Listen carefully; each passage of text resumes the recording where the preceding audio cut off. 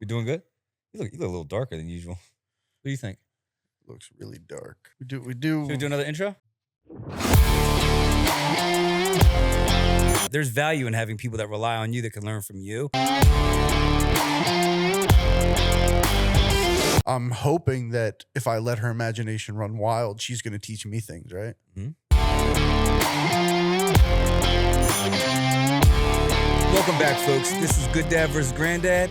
I'm your host, Julian Jones, the Granddad. And I'm Rob, the good dad. This is a two-parter. We're diving back into the quotes that we were going through on the last episode. So if you didn't get a chance to see that one, certainly circle back and check it out. It's one of our better episodes, I believe. And come along. Yeah, man. I enjoy talking about these more introspective conversations, these little bit deeper, thought-provoking topics that we can get into. Absolutely, man. Why don't you start us off? Actually, I'm happy to start us off because we were talking about it, and out of the list of quotes that we had, this was probably going to be my favorite. And I don't know why.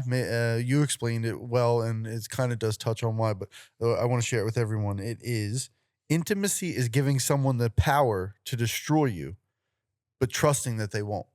That's actually one of my favorite quotes from Neil Strauss, author of The Game, The Truth, a bunch of like rock star autobiography or a bunch of rock star biographies.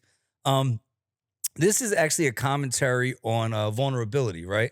I used to think like when I first like in my early age in relationships, I'm like, okay, a good relationship is you do your part and I'll do my part. And then as I got older, I'm like, okay, well, I'm gonna put us in a position where I don't need you at all. I'm going to be so high functioning that I don't need anything from you. And that isn't really healthy either, right? Mhm. So it's allowing yourself that ability for someone to come into your life, letting your guard down enough to trust them, knowing that you could get drastically hurt, but trusting that they won't because you've built something so solid. Yeah. For me, it is it kind of speaks to how I want my wife and I's relationship to continue throughout the raising of our children, right? We have a lot of adversity now. We have a lot of things against us and a lot of things that can easily stir up and create kind of more arguments, more adversity, and reminding ourselves that if we can open up to each other and be vulnerable and really be intimate in that respect, that it can create a stronger relationship. And it makes me feel better to have someone in my life that I can surrender that kind of to and trust that she's not going to hurt me with it, but only to build our relationship a little bit further. But this one has a little bit of nuance to it. Mhm. Have you ever heard the phrase watch it on mute? I haven't. I've heard it from you a couple times, but from how I take it, it's going to be the fact that actions are going to tell you so much more than words, right? Sure. You have the ability to say a lot of things in this life and tell a lot of lies, and you can tell someone's lying when they're talking. It's in the actions. When you can say, show me the results, and kind of find yourself without the words and the verbal diarrhea that kind of gets people through the day, you wind up seeing the real stuff for really what it is, right? We talked about it before in my job in sales. I'm a great salesperson. Nobody can outsell me, blah, blah. Well, put it on mute, right? How many calls did you make? How many times did you take it up? What are you putting your best foot forward? Yeah, the proof is in the pudding, kind of, right? Right. It's an opportunity to let actions speak louder than words.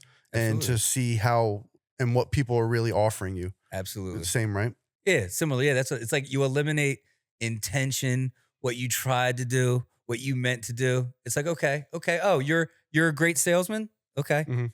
Let's look at the numbers. No, I don't want to hear any stories. Let's look at the numbers. Let's look at the actions. Let's look at the tape. Let's look at the behaviors. Let's look at the results, right? Mhm. And it's basically just taking like all the sound. Like if your life was a silent movie, right? What would that movie be like? Right. Like not what you say, not the stories that you told. Like your life is on silent and we're watching it. Yeah. Like, what are you doing? People like to cut a lot of corners and do one or two actions and make a big grandiose display of, well, I should be now patted on my back for this, but it's really a catalog. Right. It's not just this one or two things. It's kind of a compendium of how you kind of live your life, right? Nailed it. nailed it, right? Mhm.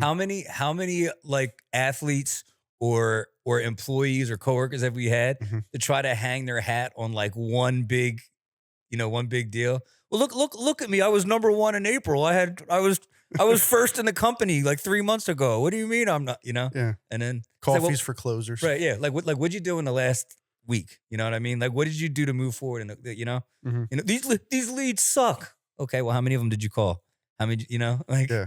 mm, But it comes to the same with being a good parent. mhm. I guess if you like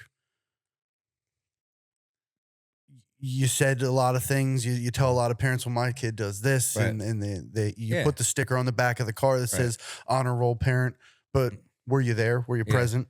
Right. And it's again, the proof is in the pudding type Well, of scenario. Well, especially with today, with like all the virtue signaling. Oh, I would never. Right. How many people? All the pearl clutching. Mhm. Oh, I would never do it. Mike would never. I'm scared for my kids to finally get into school where I got to start interacting with all these new parental groups Yeah. and like dynamics of like Yeah. patience in the Yeah. back. I'm gonna be in school with no benefit to it. I'm just gonna be there for the meetings. That's funny too. I remember like when I was going to like I was like a year or two older than the teachers. When I'm like going to Sierra's like the early like PTA thing. I think I'm like 25. They're like 26. Yeah, I didn't think about that. I'm gonna be like called into a meeting by this 24-year-old teacher who just got out of school. Like, what'd you just say to me? It's hilarious. No, that's a good one, man.